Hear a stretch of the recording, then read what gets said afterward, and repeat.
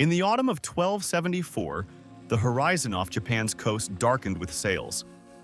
The Mongol Empire, unstoppable, organized, and feared across continents, had arrived.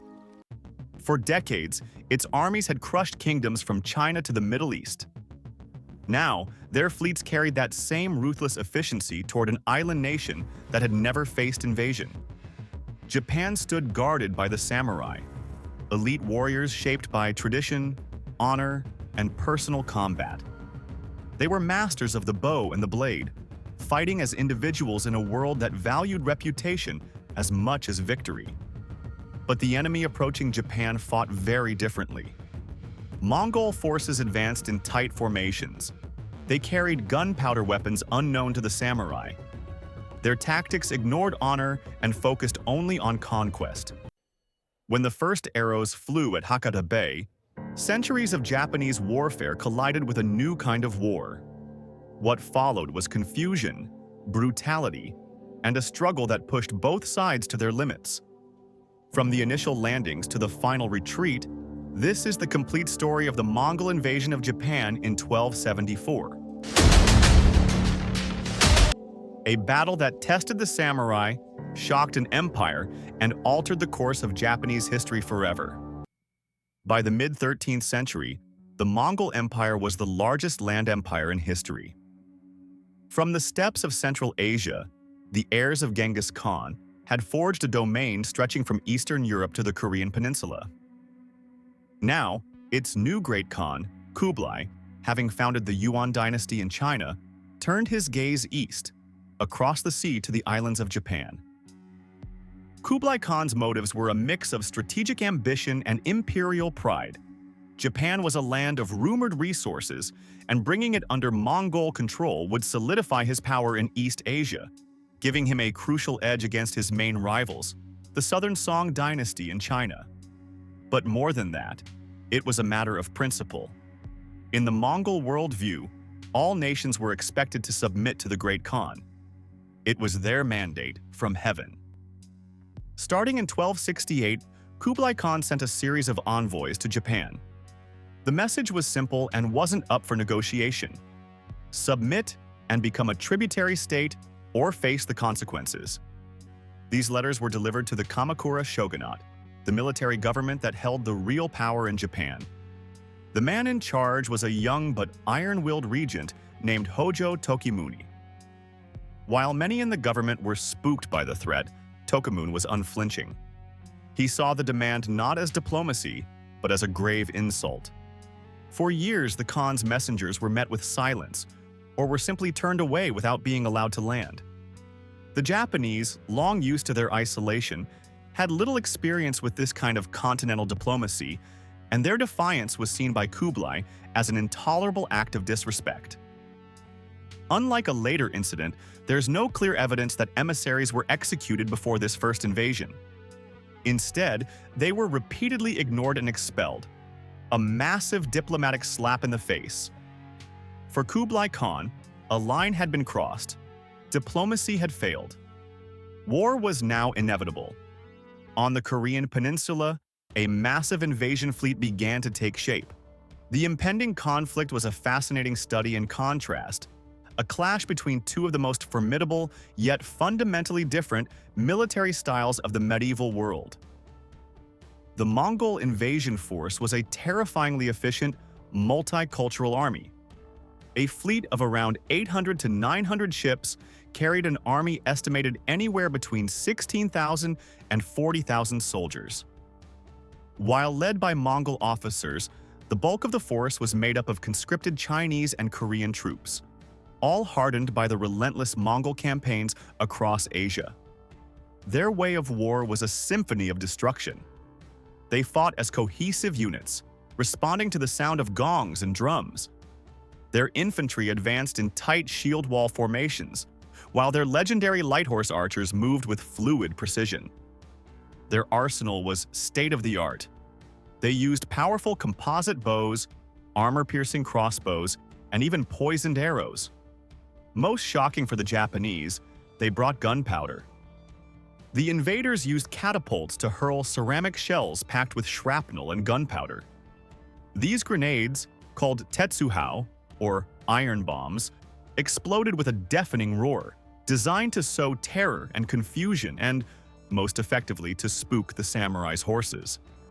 Facing this horde was the warrior class of Japan, the samurai. Though eventually numbering in the thousands, only an estimated 4,000 to 10,000 were initially available to defend Hakata Bay. For centuries, their warfare had been an internal affair, clan against clan. Their combat was highly ritualized and centered on the honor of the individual warrior. A battle often began with a samurai, announcing his lineage and seeking a worthy opponent for a one-on-one duel. The idea of massed formations and coordinated arrow volleys was totally alien to them. Their equipment reflected this philosophy. The samurai was first and foremost a mounted archer, his main weapon being the yumi, a long, asymmetrical bow. For close combat, he carried the tachi, a long, curved sword that was the ancestor of the more famous katana. They were clad in ornate armor, or oyoroi, which was designed for dueling but offered less protection against a sky darkened by thousands of arrows. They had never faced a foreign army on their own soil. They were about to get the shock of their lives. On November 2nd, 1274, the Great Yuan fleet set sail from Korea. Their first target was the island of Tsushima, a strategic stepping stone located halfway between the Korean peninsula and the Japanese mainland. On November 5th, the invasion began. The Mongols landed at Komoda Beach. The island's deputy governor, Sukakuni, scraped together a desperate defense force of just 80 mounted samurai and their retainers, a few hundred men in total. They were facing an invasion force that numbered in the thousands. Sukakuni and his men charged valiantly, adhering to the samurai code of honorable combat. But honor was no match for overwhelming force and unfamiliar tactics. The Mongols didn't do duels. They met the charge with disciplined formations and a storm of arrows that blotted out the sun. The fighting was brutal, swift, and tragically one-sided. By the day's end, the entire Japanese garrison on Tsushima was annihilated. With Tsushima subdued, the Mongol fleet moved on. The next target was the island of Iki. Here, the governor, Terano Kagetaka, made his stand with about 100 samurai. Again, they were met with the same terrifying efficiency. They fought with incredible bravery but were hopelessly outmatched. Kagetaka and his men were forced back to their castle for a final, desperate stand. When it was clear all was lost, Taira no Kagetaka upheld the ultimate samurai tradition. He took his own life rather than face dishonor. The island fell. Terrified refugees from the fallen islands began to arrive on the shores of Kyushu, Japan's southernmost main island. They brought with them horrifying stories of the invaders, of soldiers who moved as one, of explosions that shook the earth, and of skies filled with a rain of steel. The reports were so shocking, so outside the realm of Japanese experience, that many at first thought the survivors were mad. But soon the source of their terror would appear on the horizon. The main event was about to begin. On November 19, 1274, the full might of the Mongol armada arrived in Hakata Bay, the gateway to the key administrative center of Dazaifu. The samurai of Kyushu had been mobilizing since the first warnings, and thousands of warriors had gathered to defend their homeland. They wouldn't have to wait long. The Mongols began their landing, their shipborne archers raining arrows down on the Japanese defenders on the beach. The Yuan forces disembarked with practiced precision, quickly establishing a beachhead and pushing into the town of Hakata. The next morning, the battle began in earnest. It was a brutal education for the samurai. As they charged forward seeking individual glory, they crashed against the impenetrable shield walls of the Mongol infantry.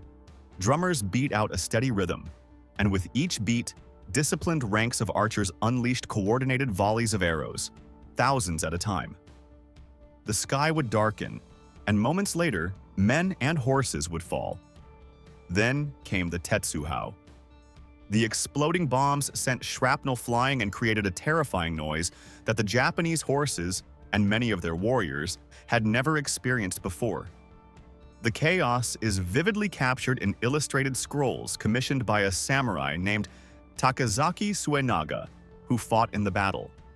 One scene depicts Suenaga himself, charging headlong into the fray, his horse bucking as a bomb explodes nearby. Defying orders to hold back, Suenaga declared, "Waiting for the general will cause us to be late to battle. I will be the first to fight." He and his small band of retainers charged the invaders, a perfect example of the samurai focus on individual valor. There were other small victories. A warrior named Kikuchi Takafusa led a successful ambush in a forest, inflicting casualties and forcing a Mongol detachment into a brief retreat. Takazaki Suenaga, after his initial charge, was unhorsed but saved by the timely arrival of reinforcements. But these were exceptions in a battle that was quickly turning against the Japanese. The Mongols' superior numbers and organization were undeniable. Their disciplined tactics systematically broke the samurai charges. By day's end, the Japanese forces had been pushed back several kilometers from the coast, suffering heavy casualties as the invaders burned much of the town of Hakata behind them. As night fell, the situation looked dire. The surviving samurai prepared to make a last stand at the old fortress of Mizuki, the final line of defense. Japan was on the brink. Just as the samurai steeled themselves for a final, hopeless battle, the Mongols did something unexpected. They stopped. Instead of pressing their clear advantage, the UN commanders ordered their forces to halt the advance. As dusk settled over the smoldering ruins of Hakata, the entire invasion force began pulling back to the safety of their ships. Why? Historians still debate this fateful decision. UN records suggest it was a mix of factors. The fighting had been costly, and the commanders were reportedly low on arrows and worried about their supply lines. They were also wary of the samurai's ferocity. Though tactically outmaneuvered, the Japanese had proven to be ferocious individual fighters, and the Mongol leaders may have feared bloody night raids. It's even possible the invasion was only ever meant as a large-scale reconnaissance and a full conquest wasn't the immediate goal. Whatever the reason, the decision to return to the ships proved to be a catastrophe. That night, the weather turned. A powerful storm, what later generations would call a typhoon, swept through Hakata Bay. The winds howled, and the bay turned into a churning cauldron. The nearly 900 ships of the Mongol fleet, anchored close together, were thrown about like toys.